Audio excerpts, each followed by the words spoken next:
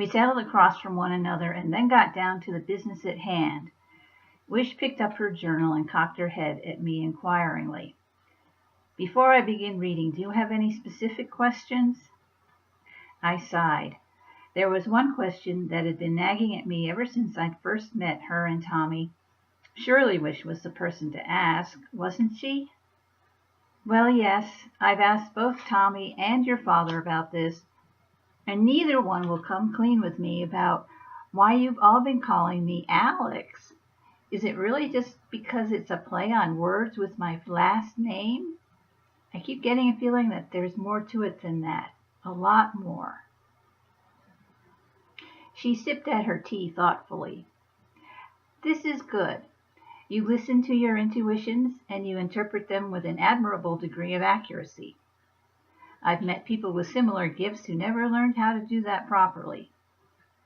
You're right, though. There is a reason for that, and I apologize for their evasiveness. When I tell you, my stomach tensed up in anticipation. Maybe I was about to get some straight answers at last. I hoped. I can only hope you'll understand. It may sound flaky to you, new age, out there, but no matter how odd it might sound to you, Tommy, Dad, and I all accept it as our truth. One of the biggest problems with life is that truth is strictly a subjective phenomenon. What one person perceives as absolute truth, another may see as ambiguous at best, or an outright falsehood. In the final analysis, truth is what you accept as fact. All we can do is present our beliefs and see what others do with them. This is what I'm up against here. What I'm about to tell you is truth to everyone in our group, but it may not be something you can handle. I can only tell you what I have to tell you and hope that it doesn't backfire and turn you off completely. That didn't sound very promising, but for some reason it didn't particularly trouble me. I sipped at my own tea to buy a little time while I tried to get my thoughts in order. I finally just decided to be honest about it all and told her, look, weird's starting to become a regular feature of my life. And since I'm having trouble believing you're going to start yanking me around, why don't you just give it to me straight and let me decide for myself? I was a little surprised that she smiled at that. She sipped at her tea again, pursed her lips thoughtfully, and finally murmured, I'll go for that. Okay, this is the short and sweet of it. To begin with, Dad is a hypnotist. I nodded. I know, he told us all about that at the lecture in Malibu. He also covered hypnotic past life regressions, as well as the phenomenon of parallel life and future life incidents occurring during these regressions. She nodded soberly. Okay, that's good.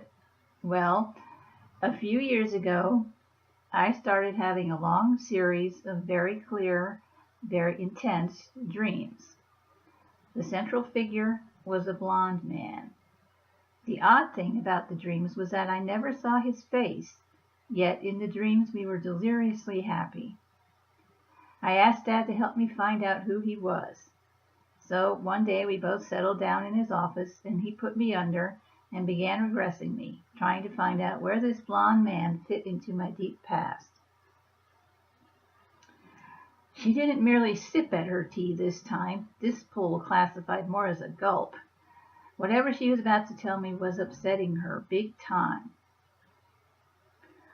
I found myself living back in 19th century Great Britain. My name then was Bridget Stevenson, and I was married to the person we both know in this lifetime as Tommy, although in that lifetime his name was Dennis. Dad was there too, but in that lifetime he was my uncle, a minor nobleman named Sir Alfred Vaughan. My parents, my sister, and both my brothers had died of an influenza that had decimated half the Shire, and Uncle Alfred and Aunt Millicent had taken me in and raised me as their own daughter. Her eyes were dark, troubled. I could both see and feel that these memories were tearing at her. Dennis was killed in a war, or if not a war, at least a big battle of some sort.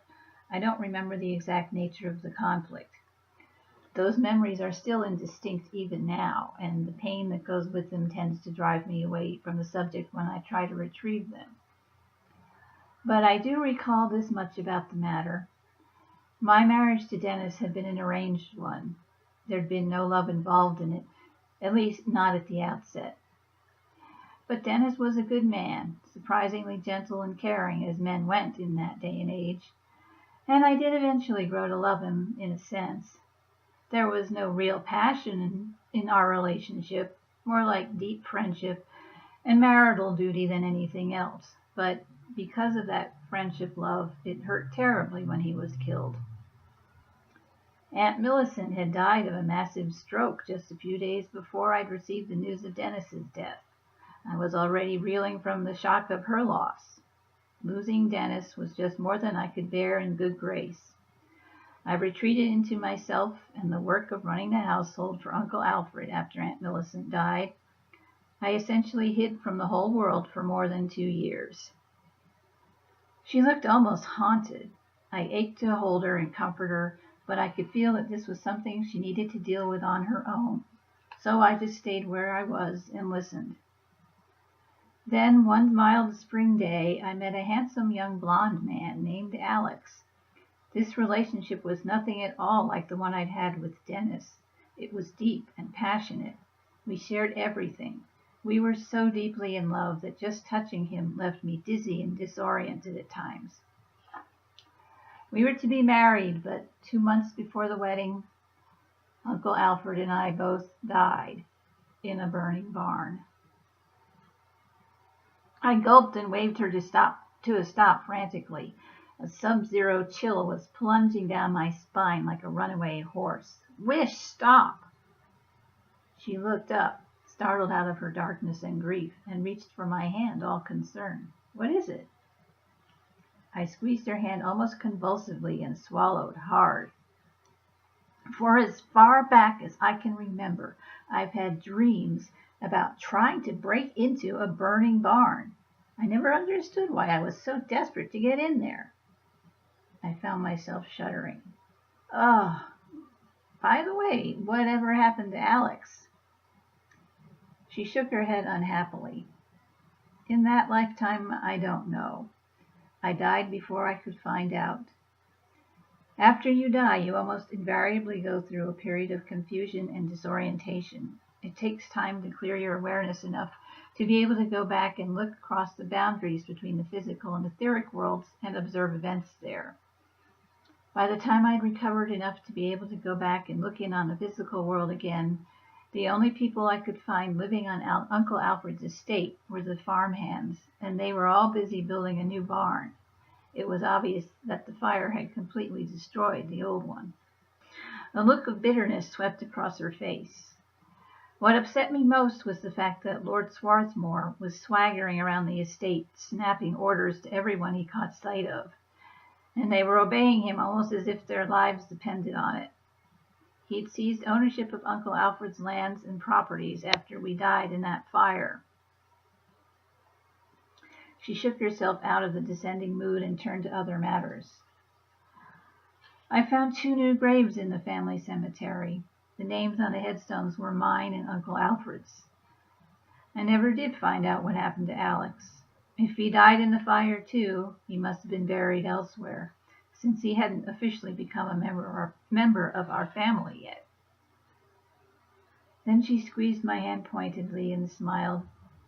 It was a sad thing, but it had hope to it too. But at least I know where he is now. I ventured to smile back, hoping to high heaven that she was right.